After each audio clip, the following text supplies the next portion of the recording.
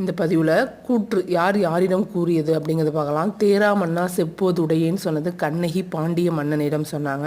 தோடுடைய செவியன்கிற பாடல் திருஞான சம்பந்தர் சிவபெருமானை பார்த்து பாடினது. நீர் என் அடிமை அப்படிங்கிறது சிவபெருமான் சுந்தரர்கிட்ட சொல்லி ஆட்கொண்டிருப்பார். முடிகெழு வேந்தர் மூவர்க்குரிய அடிகள் நீயே அருளுக அப்படின்னு சொன்னது சீத்தலை சாத்தனார் இளங்கோவடிகள்கிட்ட சொல்லியிருப்பாரு. நாட்டுதும் யாம் ஓர் பாட்டுடை செய்யுள்னு சொன்னது இளங்கோவடிகள் சீத்தலை சாத்தனார்ட்ட சொல்லியிருப்பாரு. அடுத்து பிறவாமை வேண்டும் மீண்டும் பிறப்புண்டேல் நின்னை மறவாமை வேண்டும்னு சொன்னது காரைக்கால் அம்மையார் சிவபெருமானை பார்த்து.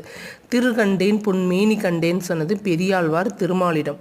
அருஞ்சினத்தால் ஈன்றத்தாய் அகற்றினும் மற்றவள் தன் அருள் நினத்தை அழும் குலவி அதுவே போன்றிருந்தேன் அப்படின்னு சொன்னது குலசேகர ஆழ்வார் திருமாலிடம் சொன்னார்.